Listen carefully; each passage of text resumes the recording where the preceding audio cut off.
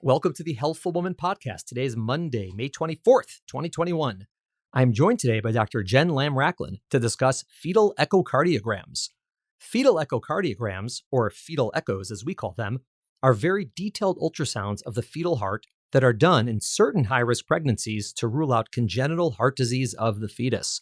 Jen and I discussed today why they're done, who might need one, who does them, and what happens if something is suspected. On Thursday, on High Risk Birth Stories, I'm joined by a friend of Melka, Caroline, to discuss her triathlon of a pregnancy, diabetes, nausea, and bleeding.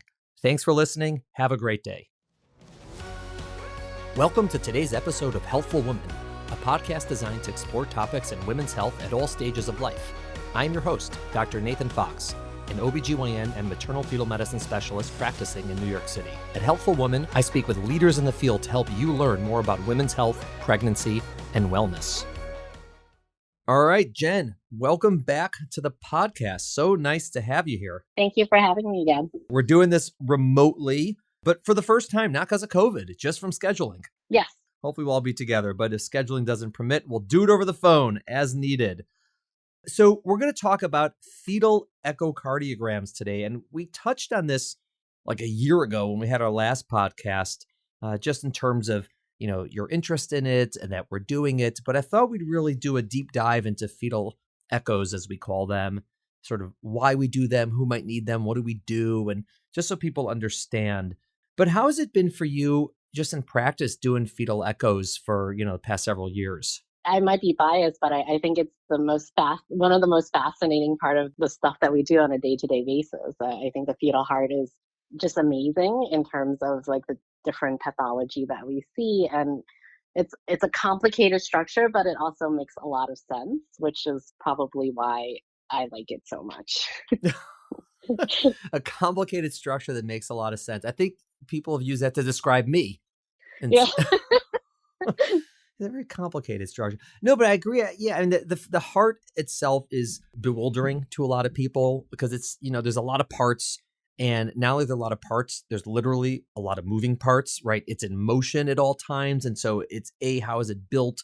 B, how is it moving? How are these things in relation to another? There's a rhythm that has to be to it. Like there's so many things that go on that it's always fascinating. And there's a reason cardiologists, right, have jobs in general. But the thing that for, us when we're doing this that we know, and maybe some of our listeners don't know, is the way the blood flows through the heart is different in a fetus from a child or adult. Right. Correct. That the moment that the baby makes his or her first cry, that entire circulation changes to what our normal circulation is. And the fetal circulation is entirely different, which makes it very fascinating for us as prenatal diagnosis sonographers. Really. Yeah.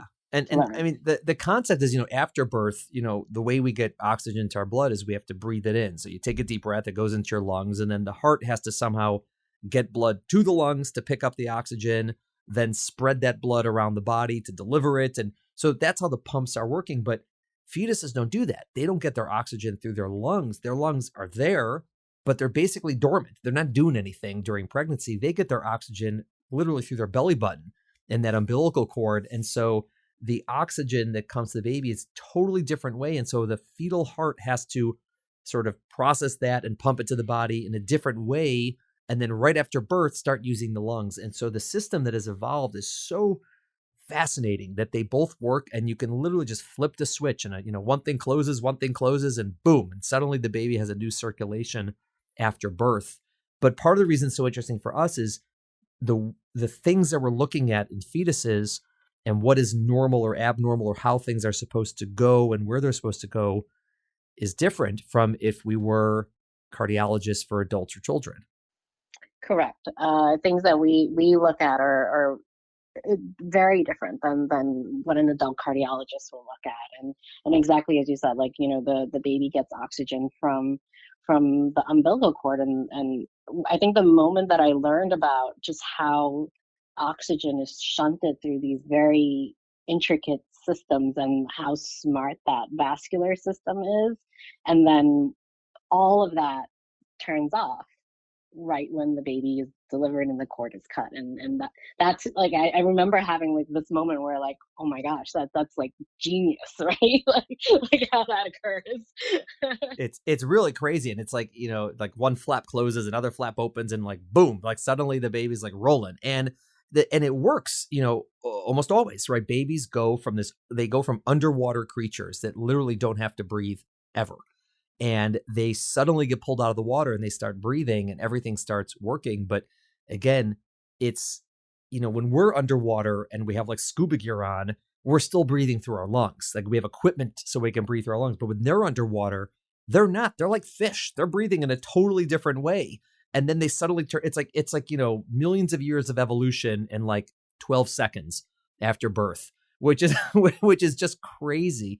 And it really works pretty much all the time. And one of the reasons it might not work and babies might have an issue after birth is if there is what we call congenital heart disease. And congenital basically means they're born with it. Correct.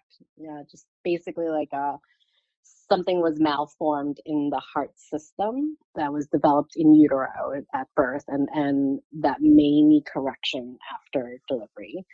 Is kind of the summary of congenital heart defects. Right. And the reason why it's so important to talk about is it's the most common birth defect in the fetus. So when we do these anatomy scans and we see an anomaly on the baby, the most common anomaly that we see is something in the heart system, and it could be about 1%, depending on what definition you use, about 1% of all live born babies. Right, because some of those may be more concerning, or more in terms of prognosis might be worse than others. And so it's sort of, where do you draw the line? If there's like a tiny little hole in the heart and it's going to close up on its own, it doesn't really matter. You can categorize that as a birth defect and add it into the number, but you might not, because it's not as relevant, so to speak. Correct. I mean, the good thing about congenital heart defects is that a vast majority of them are non-critical, is the term that they've been using with the newer terminology. Like, so 25% are critical heart defects, which are the major connection issues where this baby for sure will need surgery after delivery, maybe stages of surgery, and then these are the worst prognosis. But the majority of heart defects are less critical or non-critical, where they may or may not need any surgery, and they usually have a very good prognosis. Right. And we're talking about now structural heart defects, meaning where the heart is sort of built differently or incorrectly, so to speak. There are other heart issues related to like the rhythm of the heart. If the electrical wiring is off, I mean, the heart itself is structurally normal, but it's not beating in the correct fashion. That is technically like congenital heart disease, but it's not a congenital heart defect in terms of just, how people think of these things. Correct. A majority of what we look for would be structural, but Right. yes, you're correct. Like the structure could be normal, meaning all the chambers are where they're supposed to be, all the connections are where they're supposed to be, but functionally it's not acting normal, whether it's because the rhythm is abnormal or it's not pumping the way that they're supposed to. Something is just off with that normal flow that we mentioned. Right. And as you said, overall, it's about 1% of births, 1 in 100 babies will have one of these congenital heart defects. And it is also one of the leading causes of neonatal death after birth. Like, why would babies suddenly die after birth? It's very rare, but one of the leading causes, or the leading cause, is because of heart disease. And it can also, even for babies who survive and don't, obviously do well, it can be associated with genetic syndromes. It can be associated with also neurodevelopmental outcomes. So it's not just the heart. The heart is sometimes a window into more global issues with the baby. And so we look very closely at the heart during pregnancy, A, to look at the heart itself to make sure it's functioning properly, but B, if a heart looks great, it also gives you clues as to the likelihood of other issues going on with the baby. That's correct. Yeah. If we see let's say an abnormal heart, part of the counseling is that this could be part of, as you said, a genetic syndrome, or it could be even outside of a genetic syndrome. The congenital heart defects can be associated with neurodevelopmental delay. So there's a lot of important sequelae after a diagnosis like that. So having a normal heart doesn't exclude out all those possibilities, but it's obviously reassuring. I think one of the things that surprises a lot of people when they first think about congenital heart defects, or maybe they have it themselves in one of their children, or a family or friend, is the idea that almost never are we, quote unquote, fixing it during pregnancy. Meaning people think, oh, you see this, you're so advanced, can you fix it during pregnancy? And there are rare instances when there's things you can do, certain, rhythm abnormalities you can possibly fix. There are some very specialized procedures for very specific conditions that might be helpful in sort of an experimental way. But for the vast majority of these, there's really nothing that we do to the baby before delivery. And so the question comes up, why would we even care to know before delivery? If there's nothing we can do about it before delivery, like what's the big deal? Why don't we just find out after birth? That's a very common question that we get. And you're right, for the vast majority of these heart defects, we make the diagnosis, and there's really nothing we do differently in utero. There's no, rarely fetal surgery that's necessary. But I usually tell patients it's always good, obviously, to know beforehand in terms of prognosis, right? Like, you don't want to have a surprise at the time of delivery. You find out there's a heart defect, and then they have to do all that workup afterwards and find out what kind of heart defect, what are the appropriate surgeries, what specialist needs to be there. So generally we think of the prognosis for that newborn to be much better if these heart defects are diagnosed beforehand, and that there is the right team of people that's already been monitoring this baby and have a plan at the time of delivery in terms of whether the baby needs surgery immediately, what kind of surgery, and medication and monitoring.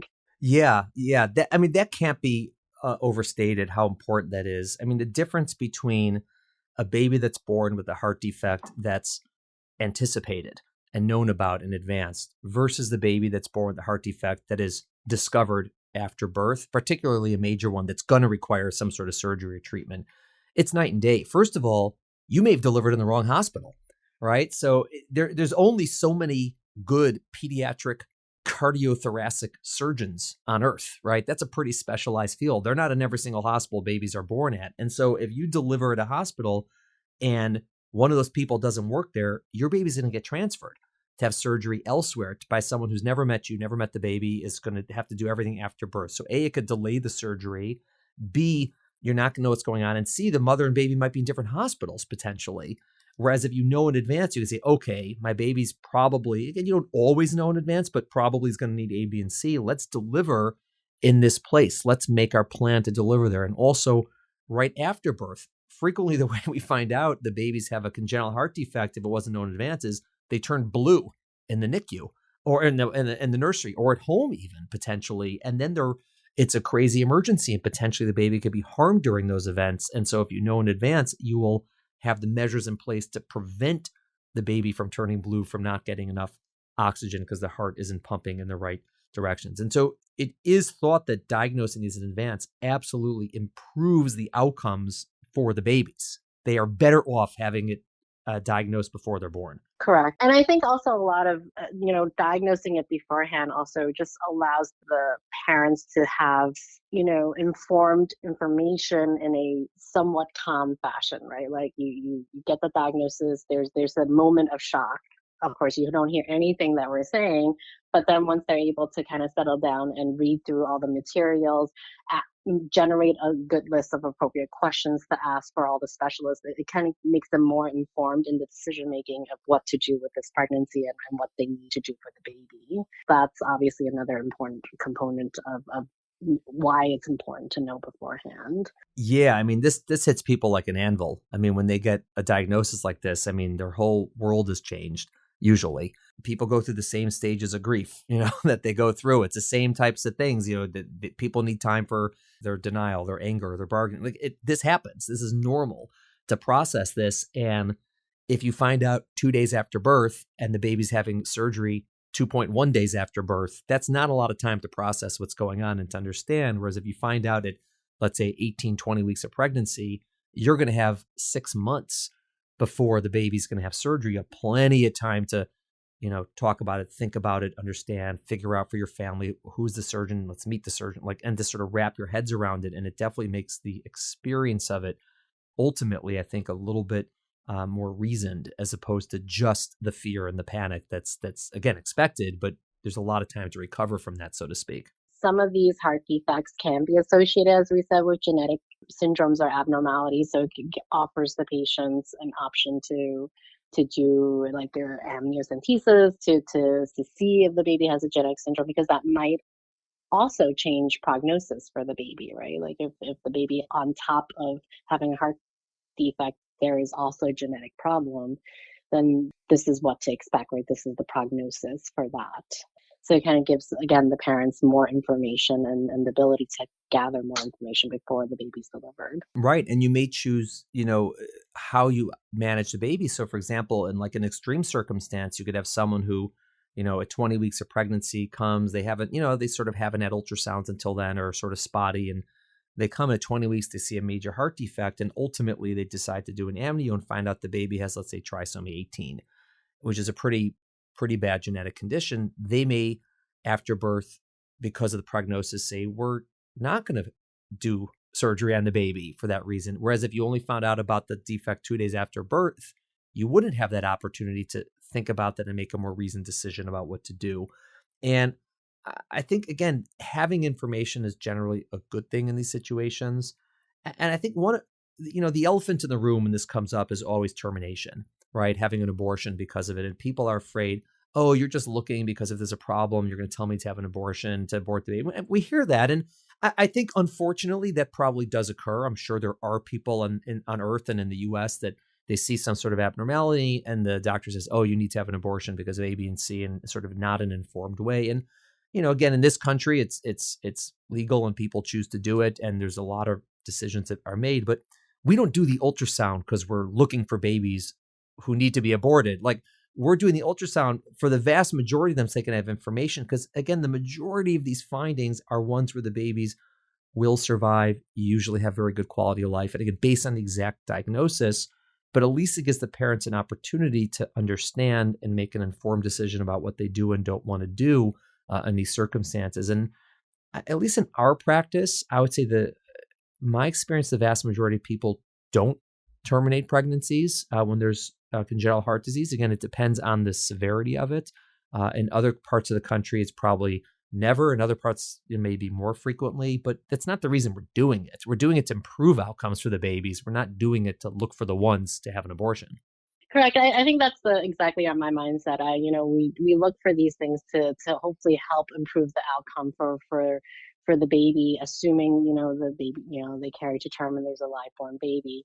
Obviously there's always, the option of termination. I don't think there has been any heart defects that, I would say you absolutely must terminate for. But it is, it's part of that informed decision making for the parents, because I'm not in their shoes.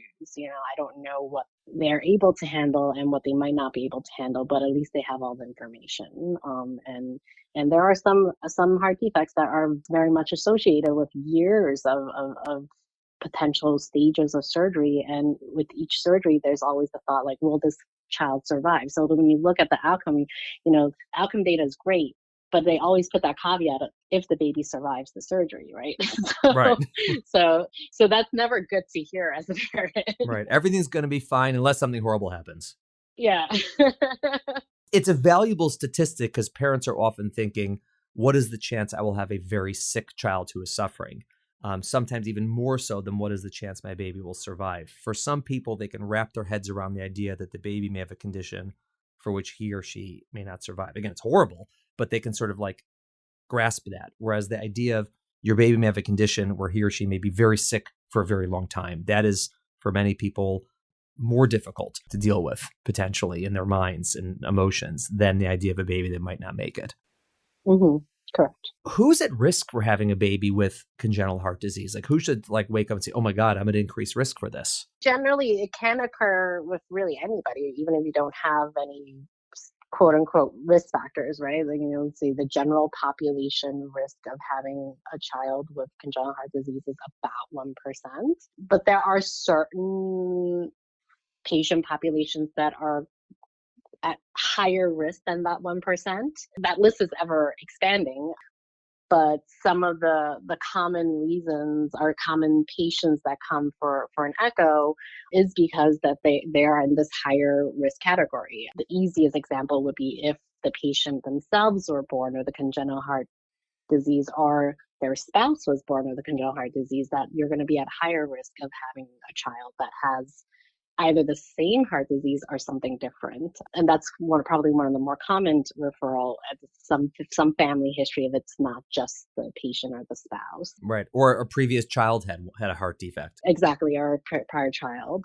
Then other kind of high risk categories would include like someone who has diabetes coming into the pregnancy, which is becoming more and more prevalent now, and they're at higher risk of having fetus with a congenital heart defect. And then IVF pregnancies, we're seeing more and more patients who need assistance in terms of getting pregnant. And again, IVF is associated with a minor increase, but still above that 1% for congenital heart disease. So that is one of the more common reasons why we see patients for fetal echoes. There's a lot of reasons. And, some of it is dictated also just, by insurance companies, what's on one list versus another list. But ultimately, things, the heart is a very complex structure. And so that's part of the reason anyone is at risk, because it's almost amazing that it ever goes right, not the fact that it sometimes goes wrong, and because there's so much that has to happen. And so there is a baseline risk in everybody, and we'll get to this, which is why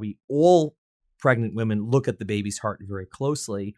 But a fetal echocardiogram is sort of like an additional appointment devoted just to the baby's heart. And so it's currently limited just for resources purposes to women who have a somewhat of an increased risk over baseline. And how much of an increased risk you need to have in order to warrant that is, who knows? Like, it's one of these things where how these decisions get made are extremely complex. And then you have to throw in the entire healthcare system into this, which makes it even more complex. And so, but whatever. So things like you said, certain types of twins, people on certain medications, certain medical problems, there's definitely reasons, certain findings in pregnancy that we see would, clue us in that maybe is going on. But ultimately, it's an ultrasound. It's an ultrasound of the baby's heart like we do anyways, but instead of spending, let's say, 45 minutes on the entire baby head to toe, we spend 45 minutes on just the heart head to toe. Mm-hmm. And how would you explain to people why it's complicated? Like, why could you spend 45 minutes just on the heart? It's a tiny little thing. I mean, it's like the size of a quarter,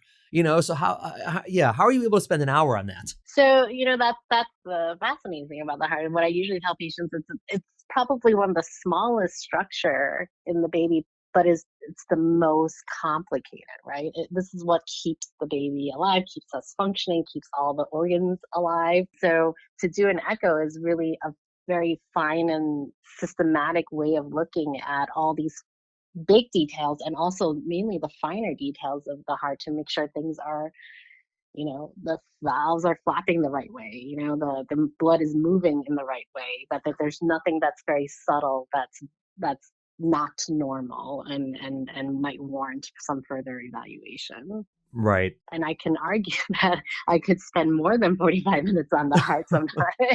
It's true. Right. Especially if you find something, if you find something abnormal, that easily could be much longer. Right. And one of the nice things about the heart is it's actually something we can usually see, because things that are moving, we can typically see. Blood flow, we can see. It's if the baby's chest is up towards the mom's belly, there's not a lot of, stuff in the way, for example, like looking at the brain, it's harder to do to that intricate detail because we can't get the same views with ultrasound that we would with the heart. And so frequently, if there's issues with the brain, we'll look very closely with ultrasound, but sometimes we have to move to something like MRI to really get the pictures we need.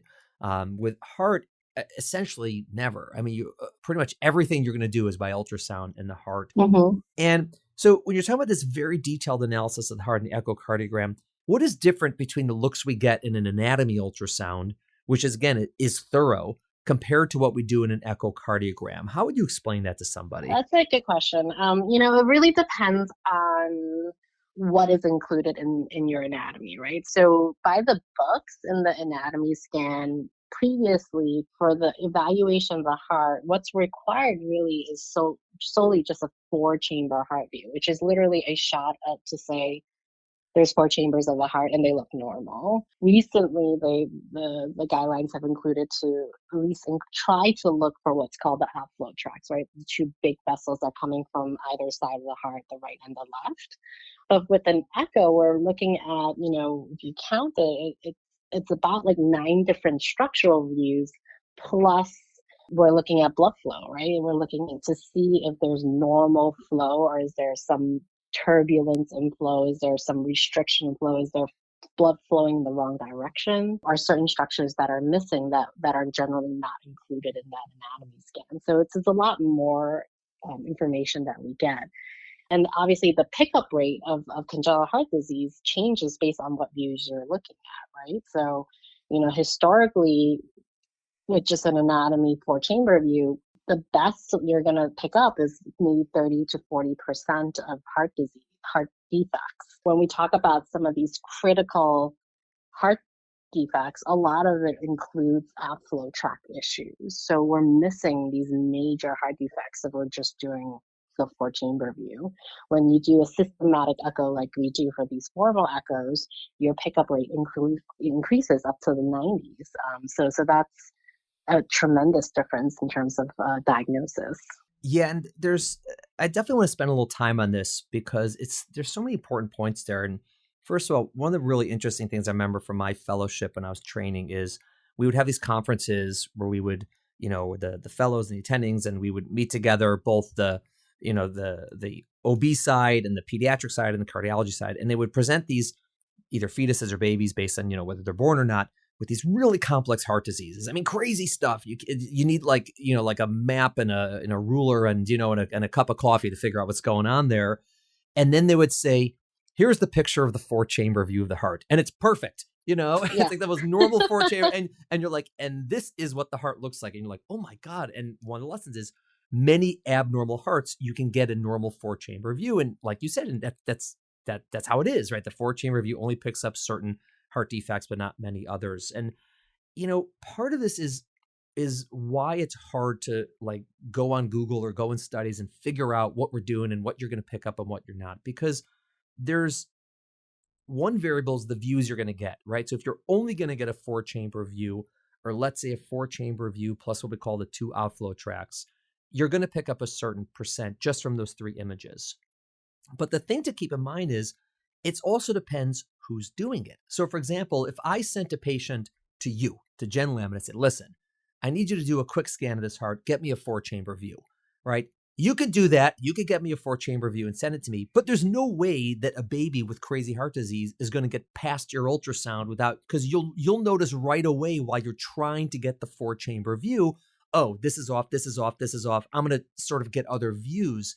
And so even though you are saying, okay, I'm going to comply and just get the four chamber view or just get these three views, since you do fetal echocardiograms and you understand the heart and you spend days and days and days with the heart, it's just, you're not going to miss as much, even if you get the same views. Whereas if I send to someone who literally just gets a four chamber view and leaves and does that on all the babies every day, then they don't know what to look for otherwise, just while they're quickly scanning through the heart. And so, part of it is what images are you trying to get, right? Are you trying to get 2 images, 3 images, 4 images, 6 images, 8 images? And the other thing is, are the people who are doing it, the sonographer, the doctor, are these people who are accustomed to looking at the heart systematically? And if they are, even if they're only going to do a quick view, they're not going to miss it as much. Like we have people come in the third trimester just for like a growth ultrasound, nothing to do with the heart. And our sonographers would be like, this baby has heart disease.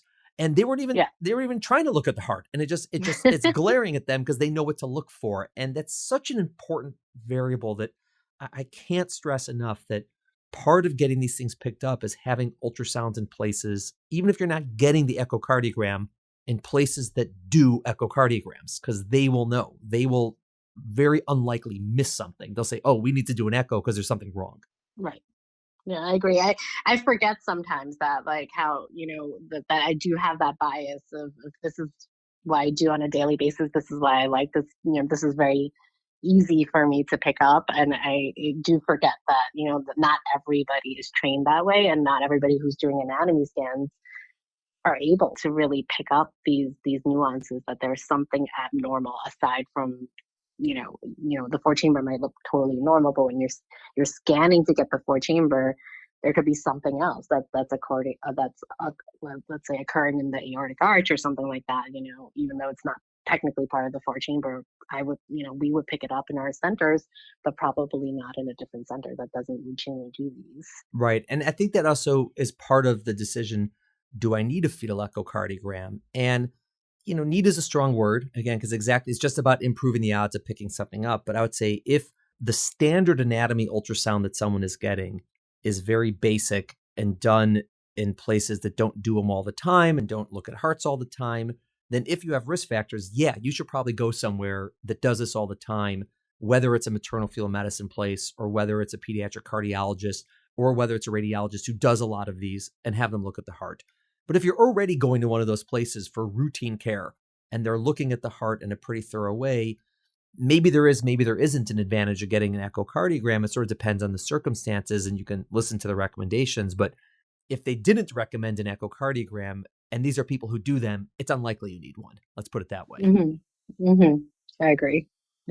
And is there anything different that is done on an echocardiogram based on who does it, right? Because a pediatric cardiologist versus, you're a maternal fetal medicine specialist, as am I, versus maybe a radiologist? I would say what we do and potentially radiologists who do fetal echoes are very similar in terms of what we're looking for.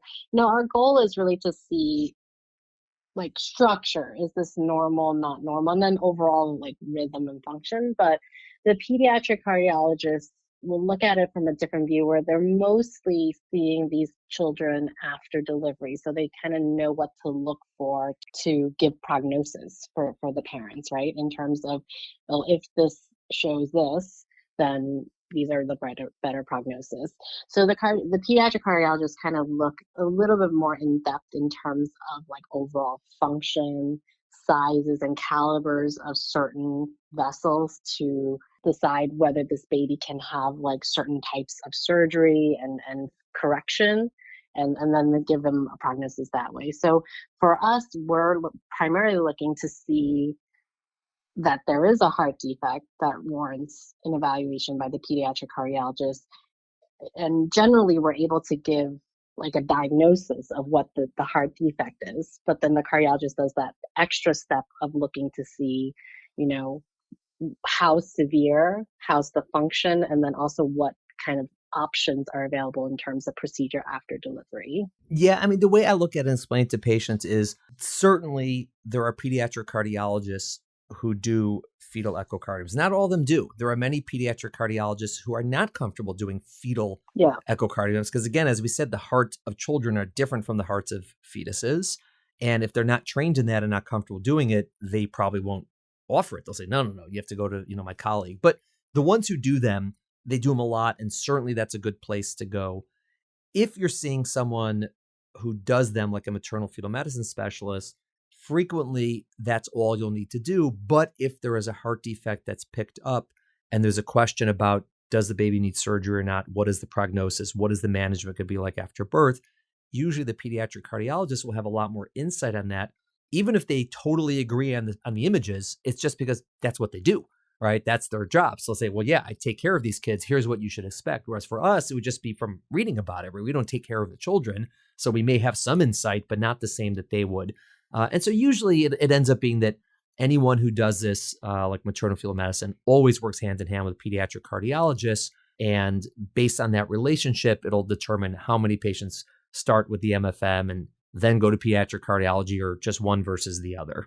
And I would say that we also have a lot of patients that we co-manage together where, if, for, let's say, a baby with a rhythm abnormality and they have to be seen frequently, and between pediatric cardiology and us, like sometimes we share some of the visits so that the patients can, come back and forth between the cardiologist and us.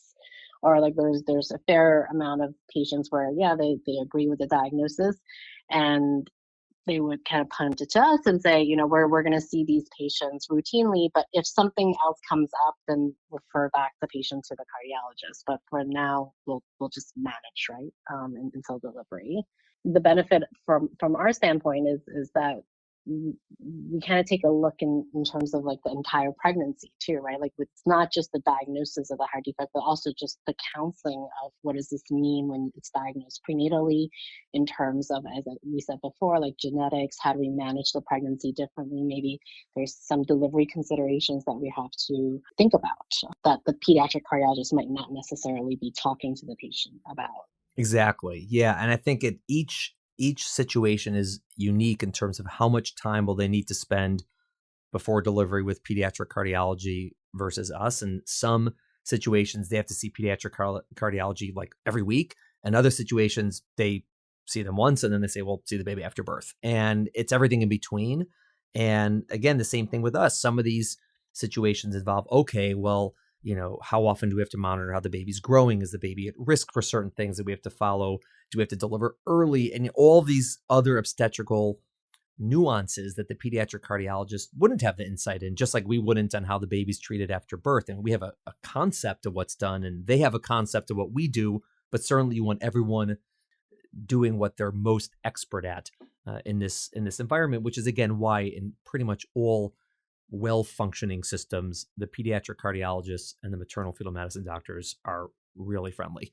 And they work Yes. together on these cases and get along and always consider it like a joint effort and doing what's best for for the fetus and for the parents in these circumstances. And those relationships tend to be pretty tight because there's a lot of people going back and forth between them. Yes, I agree. There are some centers where you have an opportunity to sort of see both at the same time, like with the same sonographer.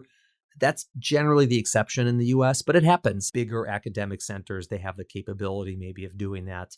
But it doesn't have to be that way, but that's obviously a very neat circumstance is to get everyone in the room at the same time, every time. That would be very unique. I mean, even where I trained for fellowship, it's still like two separate units. And we did our rotations at pediatric cardiology, and it's just interesting to see their perspective because again, they're so used to seeing just the child, that patient in front of them. And now you have to kind of think, oh, this baby is in a floating space in the mom, right?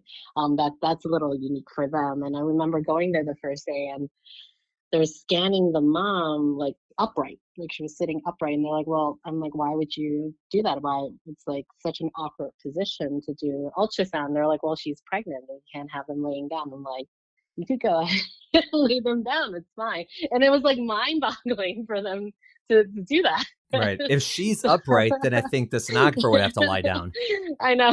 But yeah, it's a very symbiotic relationship. And I mean, I think that, a certain view that we get as MFMs is this 3-vessel trachea view, which when I was in training and fellowship, the cardiology team in Michigan, which was a fantastic team, they never did that. That's not a standard view that they do on a child or adult. And it was again like this like mind-boggling experience for them. Like, this is an amazing view. You could pick up so many more like subtle heart defects based off of that view. And so it's been very symbiotic. And I think that even now as an attending here, it's been very symbiotic. And they are probably the consultants that I contact the most out of all the pediatric subspecialties. Yeah, I think that makes sense. And they contact us a lot too. It's really interesting. Yeah. It goes both ways with that. It's so much fun. And it's when you're training MFM, it's almost always you're going to have those conferences with the cardiologists. Like the cardiologists and the NICU people are the teams that you meet with the most because you just have the most overlap with patient care. And it's cool because you think about it, this baby is a fetus than a baby.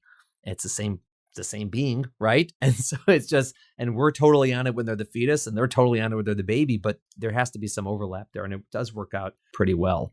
And so in terms of just a review, I think that it's important for people to realize that, again, in all pregnancies, there is a risk of a heart defect, but it's on the range of 1%-ish.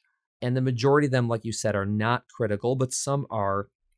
Everybody gets the baby's heart looked at during pregnancy, and to some degree, based on exactly where you are and where you go. But people who have additional risk factors, and if you're not sure if you have additional risk factors, you can ask your doctor, do I have any risk factors for congenital heart defects or other birth defects? And if the answer is yes, you would say, well, am I getting my ultrasounds in the best places, right? Places that either Right. do this and will pick it up, or if not, if that's not available potentially, right? Not everything's available anywhere.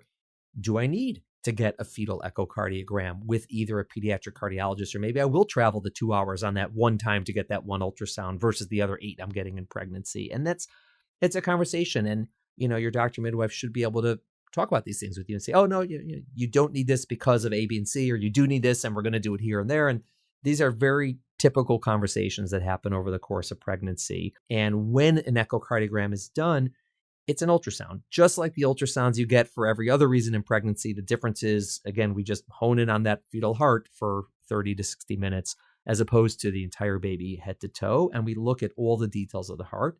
If it's normal, it does not mean 100% your baby won't have a heart defect, but the likelihood is very, very low. And how low it is, it's based on exactly who does it, and also what you define as a defect, right? You can always miss a tiny little hole in the heart or something like that, but it's very unlikely to miss something major, again, based on how much you look and what we're talking about. And if there is some sort of defect based on exactly what it is, you may or may not need to meet with a pediatric cardiologist to discuss a plan after birth, and what exactly that means. Is a plan to watch and wait? Is a plan to operate? We don't know. And there's all these options based on what they find. Well, Jen, always good to talk to you. Always good to talk about fetal echoes. I know it's one of your great passions in life and in work, but it's been so much fun doing this. I've learned so much since coming into practice and working with you, about the fetal heart. And it's just one of the things that I continue to learn. There's so much to get and to learn and to get better at, but it is cool. And I'm definitely getting to your point of the great enthusiasm that you have. I'm working my way there. It's just hard. It's hard. You gotta really pay attention. Yes, but it is amazing, and I think it's just so much fun. And obviously, I'm biased, and I do think that everybody, all the sonographers and all the docs that I've worked with, they've had a lot of fun kind of learning, and I'm still constantly learning. Obviously, there's so many new technology that is coming out to look at varying degrees of the heart, that it's a constant evolving field. It's constantly evolving, but also even to get in the game, there's so much you have to learn. I mean, the sonographers who do fetal echocardiograms have to do like this crazy difficult course and submit images. It's like a real certificate. You can't just like start dabbling in it, right? You really have to do it. And for the doctors, there's all this, we do CME for it and we have to learn. And, it's people who do it have already invested a ton of time. And that's just, the tip of the iceberg. And you continue to do it throughout years and years and years of, training and practice and trying to, continue to learn these nuances. And then technology changes and you have to continue to learn. So it's an ever expanding discipline, and it's great and it's fun. And I think that it's important because, as we said, it really can improve outcomes for these babies after birth. I've seen that over the course of my career for sure. That babies are doing better and better with these conditions, A, because we pick them up earlier, and B, because the surgeries have gotten better. But it's been remarkable what the prognosis is nowadays compared to just 10, 20 years ago. Yeah, I mean, nowadays we're seeing these babies become pregnant, right? Yeah. They're old, they survive, they do so well that now we have to kind of complete the cycle by working with them through a pregnancy and making sure that everything goes smoothly with that. So that's kind of how remarkable. I don't think that 50 years ago that was even a possibility. Thank you so much for coming on the podcast. We will absolutely have you again, and we'll see you in the Echo Lab. Thank you for listening to the Healthful Woman podcast. To learn more about our podcast, please visit our website at www.healthfulwoman.com. That's HEALTHFULWOMAN.com. If you have any questions about this podcast or any other topic you would like us to address, please feel free to email us at hw@healthfulwoman.com. Have a great day. The information discussed in Healthful Woman is intended for educational uses only and does not replace medical care from your physician. Healthful Woman is meant to expand your knowledge of women's health and does not replace ongoing care from your regular physician or gynecologist. We encourage you to speak with your doctor about specific diagnoses and treatment options for an effective treatment plan.